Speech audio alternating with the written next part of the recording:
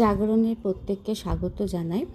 আজ বলবো বাংলার আর একজন অখ্যাত সাধক চন্দ্রশেখর ভট্টাচার্যর কথা।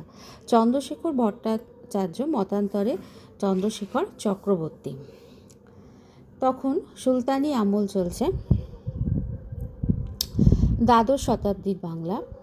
বাংলাদেশ বলতে আলাদা কোনো দেশ তখন ছিল না, অখণ্ড বঙ্গভূমি সবটাই। সেই অখণ্ড বঙ্গভূমির বিক্রমপুরে থাকতেন এক রাজা, তার নাম ছিল চন্দ্রশেখর। চন্দ্রশেখর ছিলেন অত্যন্ত ধর্মপ্রাণ, তিনি দরিদ্রদের সেবা করতেন, তিনি অত্যন্ত ন্যায়পরায়ণ ছিলেন এবং সুশাসক ছিলেন, প্রজাবৎসল ছিলেন। সেই সঙ্গে ছিলেন একজন উচ্চমানের শাক্ত সাধক। তার আরাধ্যা দেবী ছিলেন দশভুজা কাত্যায়নী। তার দীক্ষা হয়েছিল ভুবনেশ্বরী মন্ত্রে। তিনি প্রত্যেক দিন রাত্রিরে সাধনা করতেন দীর্ঘক্ষণ ধরে।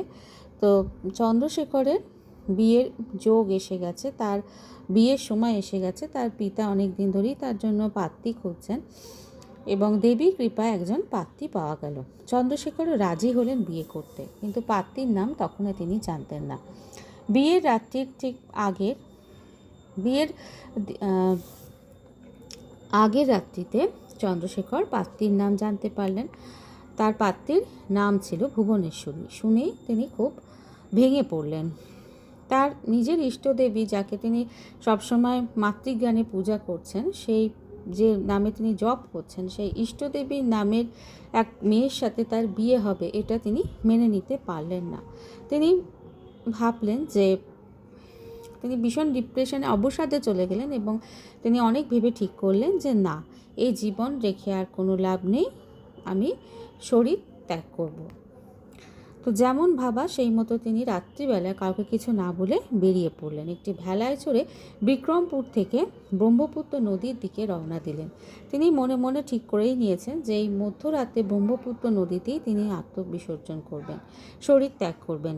কিন্তু মহামায়া তাকে পথ ভুলিয়ে ব্রহ্মপুত্র নদীতে না গিয়ে তিনি পৌঁছালেন বঙ্গোপসাগরে। মহামায়া এমন পথ ভুলিয়ে দিলেন যে তিনি ব্রহ্মপুত্র নদীর বদলে বঙ্গোপসাগরে চলে গেলেন, ভুল রাস্তায় চলে এলেন। কিন্তু ভাবলেন যে আর ফিরে গিয়েই বা কী হবেন, ব্রহ্মপুত্র নদ না হয় এই বঙ্গোপসাগরেই প্রাণত্যাগ করা যাক।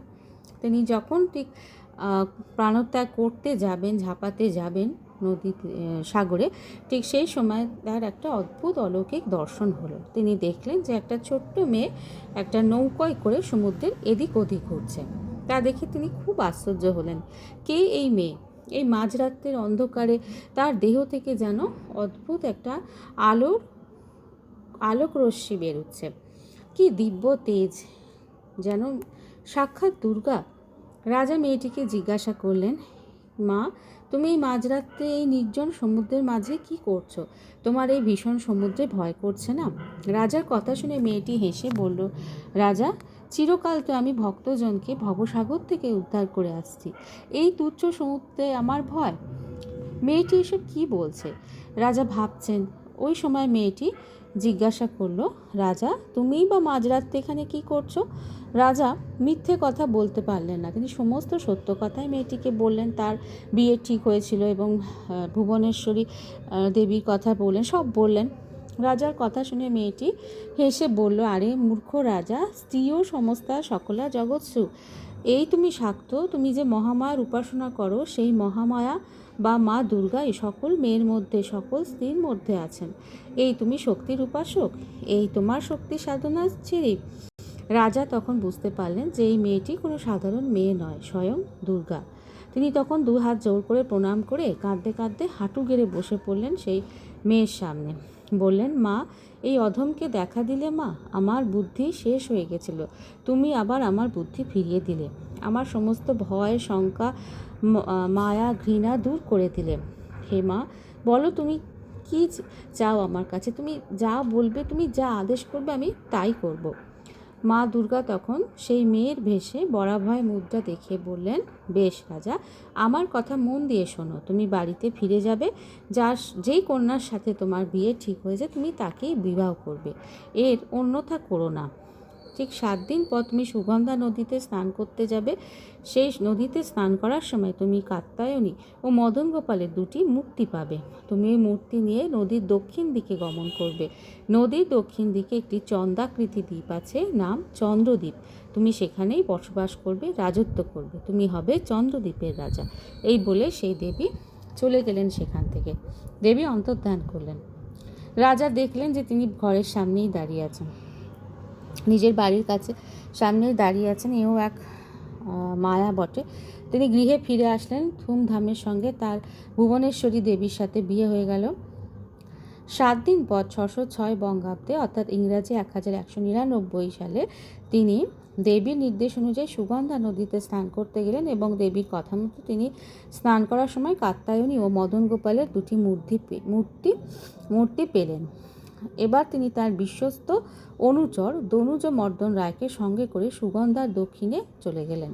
সেখানে তিনি সত্যই সেই চন্দ্রাকৃতি দ্বীপ চন্দ্রদ্বীপ উদ্ধার করলেন। রাজা চন্দ্রশেখর কচুয়াকে নিজের রাজধানী করে চন্দ্রদ্বীপের রাজা হলেন।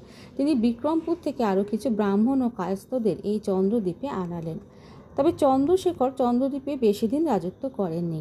কিছুদিন পর তিনি তার যে অনুগামী শিষ্য দনুজ মর্দন রায়কে চন্দ্রদ্বীপের রাজা ঘোষণা করলেন এবং তাকে সবসময় ধর্মপরায়ণ, ন্যায়পরায়ণ, প্রজাবৎসল এবং মা দুর্গার উপাসক হবার উপদেশ দিলেন। প্রয়োজনীয় আরও নানান উপদেশ নির্দেশ দিলেন। সমস্ত উপদেশ দিয়ে তিনি মহাপ্রস্থানের জন্য হিমালয়ের দিকে চলে গেলেন। দনুজ মর্দন রায় চন্দ্রদ্বীপের দ্বিতীয় রাজা হলেন এবং কায়স্থদের প্রধান হিসেবেও পরিচিত লাভ করলেন। স্বৈরাচারী অত্যাচারী সুলতানদের মুসলিমদের আক্রমণের সময় রাজা দনুজমর্দন হিন্দুদের অত্যাচারিত হিন্দু নরনারীকে চন্দ্রদ্বীপে আশ্রয় দিয়েছিলেন এবং তাদের সবসময় নিপীড়িত মানুষজনকে তিনি সবসময় সাহায্য করতেন। তিনি ছিলেন হিন্দুদের শক্তি। অল্প সময়ের মধ্যেই রাজা দনুজমর্দন রায় খুবই জনপ্রিয় হয়ে উঠলেন। চন্দ্রদ্বীপ তার দয়া এবং বীরত্বের কারণে চন্দ্রদ্বীপও খ্যাতি লাভ করেছিল। তো আজকে আমরা সাধক চন্দ্রশেখর ভট্টাচার্য মতান্তরের চক্রবর্তীর কথা জেনে নিলাম।